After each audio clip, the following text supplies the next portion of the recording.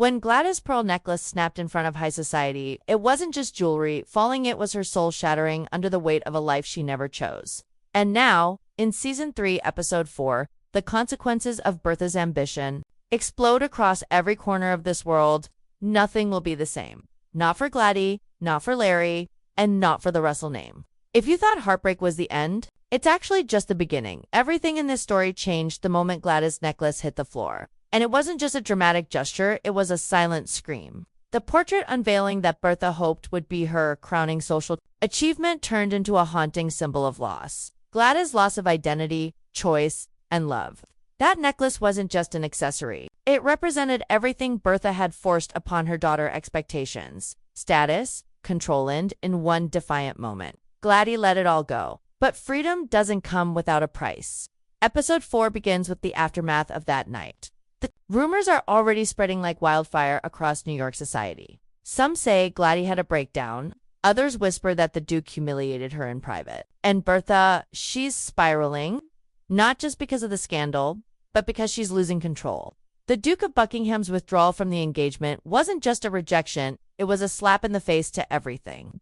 Bertha built her empire around status, alliances, power, and now those very foundations are cracking beneath her feet. She tries to pretend everything is fine, even doubling down on social events and appearances. But behind closed doors, she's lashing out at George, at Glady, even at Larry. She blames everyone but herself. That's the most terrifying part. Instead of softening, she's hardening. And Glady, she's not okay. In this episode, we see her more fragile than ever. But this isn't just sadness. This is the beginning of a downward spiral. The weight of public humiliation, of a future she can't control, begins to chip away at her mental health. The first signs are subtle detachment, long silences, staring out of windows like she's somewhere else entirely. But they'll grow. And George sees it. He knows he made a mistake by standing back. He regrets not stepping in sooner. But now it might be too late, because Glady isn't just heartbroken, she's becoming hollow. The smile she once wore in public is gone. The light in her eyes, gone. Even her voice carries a different tone now, flat, tired, mechanical. Like she's going through the motions, but not actually there. And Bertha, she's too busy saving face to notice. Or maybe she does notice, and chooses to ignore it. Because admitting the truth would mean accepting that she broke her daughter. And Bertha Russell doesn't break. At least, that's what she tells herself. But this episode makes one thing clear. Everyone has limits. Even Bertha. Especially Glady and the pearl necklace moment.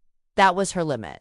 That was the line she couldn't cross. And now that she stepped back from it, everything else around her is collapsing fast, while Gladys' world is crumbling under Bertha's iron grip. Another storm is quietly building in the shadows, one that Bertha never saw coming. Larry and Marian, two hearts drawn to each other in a world that punishes love without status. In Episode 4, their story takes center stage. And it's not just romantic, it's revolutionary. Marian has always been the quiet observer, the one who sees the games of high society and dares to dream beyond them. But now, she's not just watching, she's stepping into the fire. And Larry, he's no longer his mother's golden puppet. He's a man in love.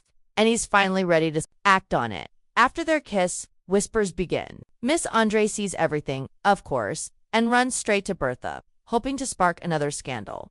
But Marian isn't afraid. She tells Aunt Ada the truth. And in a rare moment of grace and defiance, Ada surprises us all. If you want to marry Larry Russell, I'd say he's lucky. That line changes everything. For once, someone in this world isn't pushing an agenda. She's just speaking from the heart. But Marian knows that Bertha won't be nearly as accepting. And she's right, because even before she can breathe, Bertha has already started searching for a more suitable bride for Larry. She sees Marian as a destructional threat to Larry's legacy. And if Bertha controls anything, it's legacy. But here's what she didn't expect. Larry is done being controlled. He sees what Glady is going through. He knows that if he doesn't act now, Bertha will crush his future just like she crushed hers. And so, in a move that's as bold as it is dangerous, Larry proposes to Marian, no more secrets, no more waiting. They decide to blindside Bertha, walking into her world not as lovers, but as an engaged couple.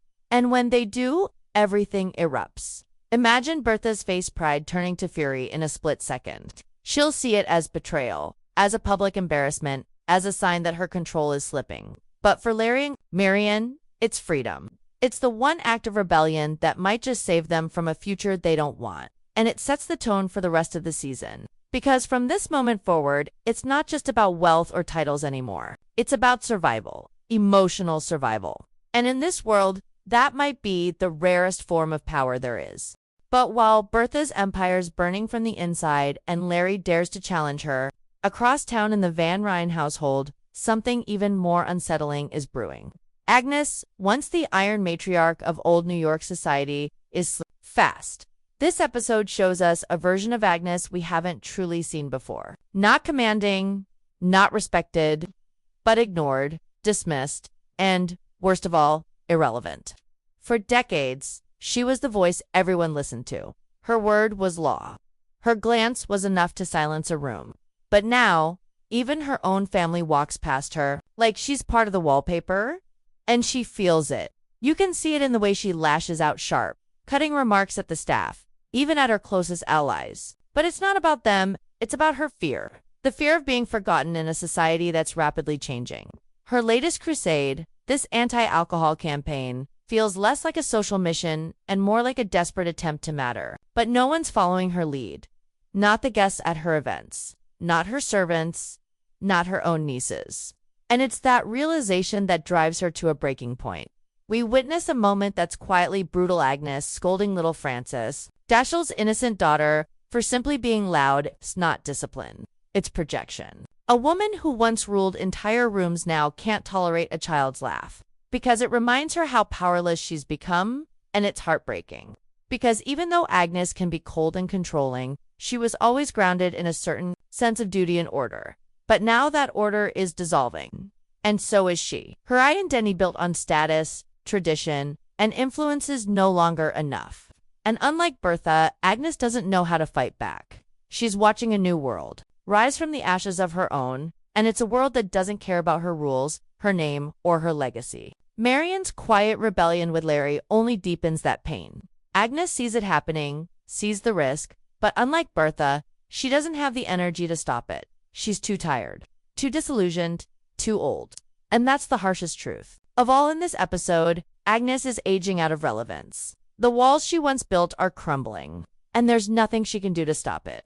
Which is why, in episode 4, the tension in the Van Ryn house isn't loud, it's quiet, slow, suffocating. Like watching a candle burn out in the dark. Agnes is fading, and no one is lighting a new flame. Not for her. Not anymore. As the Russell and Van Ryn households slowly unravel, there's a chill settling over New York's upper crust. It's not just the scandals. It's the silence that follows. The careful whispers behind closed doors, the sideways glances at dinners, the slow realization that the old rules no longer guarantee safety. In episode 4, the cracks in the social order aren't just visible, they're spreading fast. Glady's humiliation, Larry's defiance, and Agnes's fall from grace are symptoms of a much larger sickness, fear. Fear that power is shifting. Fear that no one, not even the wealthiest or most pedigreed, is safe. The younger generation Marian, Larry, even Glady in her quiet rebellion, no longer plays by the same rules. They don't want to marry for alliances or status, they want something deeper, something that terrifies the old guard, freedom. But freedom comes with a price, and the episode makes it painfully clear. Everyone who dares to step outside the carefully crafted boundaries suffers. Marian's engagement may look like victory, but it's a ticking bomb. Larry's position in his mother's world is already fragile. And now that he's challenged her authority, the consequences will be swift and brutal. Bertha Russell is not a woman who forgives. She endures, she plans, and then she strikes. Her rage over Glady's collapse has nowhere to go, so she turned it on Larry, and while Glady fades into a shadow of herself, Bertha will begin building a new warpath. One aimed directly at her own son. Meanwhile, the social season is reaching its peak. Parties, opera nights, gallery unveilings, all of them now carry attention just beneath the surface. Every smile feels forced. Every introduction feels like a test. Everyone is waiting, wondering what Bertha will do next. And they should be, because Bertha is cornered, embarrassed, and still desperate for power. That's a dangerous combination. But the most heartbreaking thing, Glady, she's still going along with it all, dressing up, smiling on cue, saying the right things. But the sparkle is gone. She's a ghost in her own life. And in episode 4's final moments, we'll see a scene that confirms it. A quiet shot Glady, sitting alone in her room, still in her gown from the party, her makeup smudged, holding one of the broken pearls in her hand. No tears, no words, just silence. It's a chilling image. A reminder that the worst damage isn't loud, it's quiet, it lingers. And it doesn't just haunt the person suffering, it haunts us all. And if this is where episode 4 ends, then what's coming in episode 5 might destroy everything. If episode 4 showed us the breaking point, then episode 5 will show us the consequences and they'll be devastating. The pieces are already in motion. Gladys' silence isn't just a moment of heartbreak, it's the quiet before a storm of collapse. According to behind-the-scenes reports and cast interviews, Gladys' storyline is about to take a dark turn. Her emotional unraveling will deepen into something much harder to watch: substance abuse, isolation, and eventually hospitalization. And all of this will happen while Bertha continues to parade her daughter through high society like nothing's wrong. She doesn't see the damage, or maybe she refuses to. Either way, the damage is done. And soon, the family will be forced to face it. There's even a growing theory that by the end of the season, Glady may attempt to run away or worse. Some believe a tragic accident is being foreshadowed. Others think her breakdown will lead to a permanent fracture in the Russell family, one that not even George can fix. And what about Larry and Marian? Their engagement may have shocked Bertha, but the real battle is just beginning. Bertha will likely dig into Marian's past, trying to find anything she can use to destroy the match, and if she can't, she'll manipulate Larry, emotionally reminding him of his responsibilities, of his future, of the empire he's meant to inherit. But Larry has seen what happens when you let Bertha control everything. He won't let her. Due to Marian what she did to Glady, that's why many fans believe Larry and Marian might elope, forcing the family into a scandal, but finally cutting themselves free. Whether they'll survive the fallout is another question entirely. And then there's Agnes, quietly watching her world vanish one thread at a time. Some viewers think episode 5 will show her taking a final stand, possibly stepping in to defend Marian, or to confront Bertha directly in a clash that's been building since season 1. But others think she may simply fade out of the story, the last relic of a world that no longer exists. Either way, her legacy, like so many others in this season, is dying.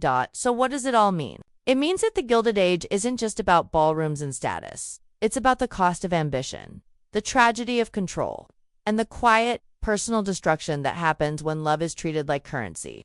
Glady, Larry, Marian, even Agnes, they're all trapped in systems built by the people they love most. And the question now is simple: who will survive it? As we head toward the second half of the season, prepare for betrayals, breakdowns, and bold decisions that will leave every character and every viewer changed. Because in this world, survival doesn't come from money or power. It comes from choosing who you are when everything else falls apart. For more deep dives, theories, and emotional breakdowns of the Gilded Age Season 3, make sure to like, subscribe, and hit that bell. And don't forget to watch the video on screen right now. It might just break your heart all over again.